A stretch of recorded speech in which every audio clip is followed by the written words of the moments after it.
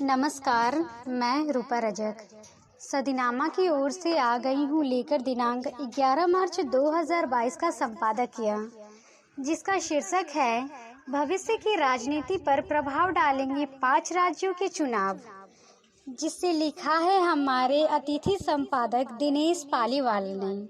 साथ ही इसके अनुलेखन है रेणुका अस्थाना ने।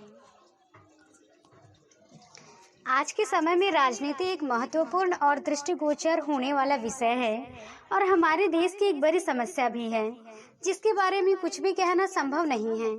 यहाँ किसका पासा कब पलट जाए कोई नहीं बता सकता। राजनीति में आए दिन चुनाव का मुद्दा चलता ही रहता है। चुनावी क्षेत्र में आजकल देश के प्रधानमंत्री नरेंद्र मोदी ज्यादा उभर कर नजर आते हैं। अब भविष्य की राजनीति पर प्रभाव डालेंगे तो यह मुख्य रूप से 2 पार्टियां ही उभर कर सामने आ रहे हैं, एक बीजेपी, दूसरा समाजवादी पार्टी। राजनीतिक फुल टाइम जॉब है जिसे दिमाग से सोच समझकर किया जाता है। जानते हैं इस संबंध में आगे क्या कहते हैं हमारे संपादक महोदय। 5 राज्यों के वर्तमान चुनाव में 4 राज्यों में भाजपा को प्रचंड जीत मिली है और एक में आम पार्टी की जीत हुई। वहां न अकाली दल जीत पाई न कांग्रेस।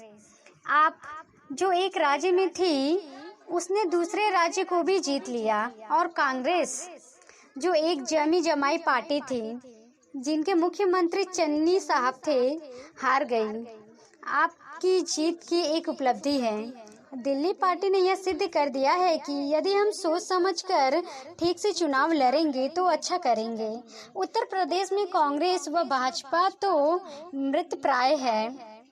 यहाँ मुख्य रूप से 2 ही पहलवान हैं, एक बीजेपी, दूसरी समाजवादी पार्टी। समाजवादी पार्टी के पास वोट मुसलमानों और यादवों का है, पर केवल 2 समुदायों के सहयोग से पार्टी नहीं बनती। पार्टियां बनती है जन सहयोग से, जो मोदी के पास है।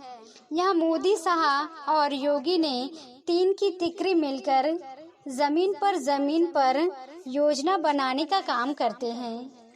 सोचते समझते हैं कि कौन सा कैंडिडेट जीत सकता है और कौन नहीं।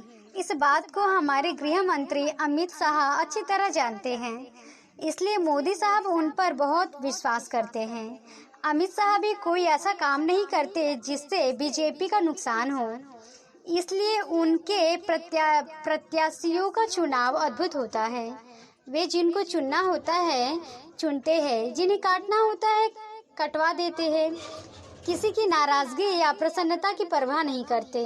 वह सिर्फ यह देखते हैं कि किसने अपना काम ठीक से किया है या नहीं, जबकि बाकी पार्टियां अपना आमदनी देखती है।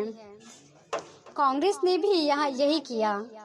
यूं मायावती ने समझदारी दिखाई थी, इसलिए उनका एक कैंडिडेट जीत रहा है, जबकि कांग्रेस जैसी राष्ट्रीय पार्टी के 2 क्या किस्मत बनेगी उनकी।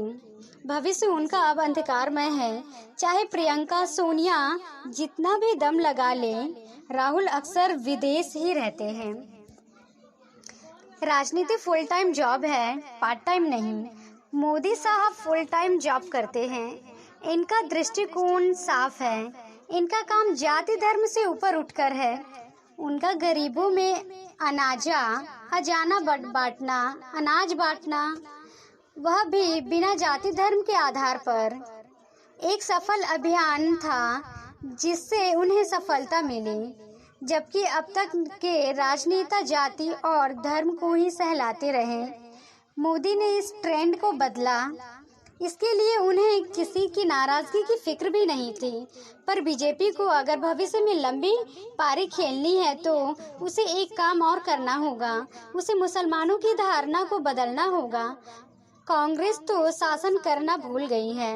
इन्हें अपने परिवार के अलावा कोई दिखता ही नहीं किसी को यह अपना मानते हैं। इसलिए रावत जैसे अनुभवी राजनेता के रहते हुए भी ये उत्तराखंड हार गए। सच पूछो तो अब भाजपा के हाथ सत्ता आसानी से जाती नहीं दिखती।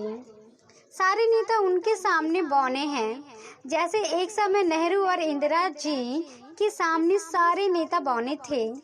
सिर्फ एक अटल बिहारी को छोड़कर। इसलिए हर पार्टी को यह ध्यान रखना होगा कि यदि गरीब का कल्याण करोगे तभी तुम्हारा कल्याण होगा। महिलाओं की सुरक्षा का ध्यान रखोगे तभी जीत हासिल होगी।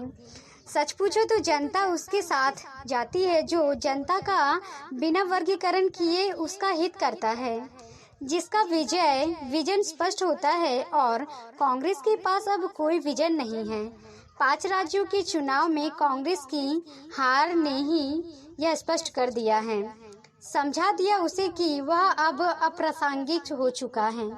तो ये था दोस्तों हमारा आज का संपादकीय, जिसे लिखा है हमारे अतिथि संपादक दिनेश पालीवाल तथा अनुलेखन रेणुका अस्थाना ने किया।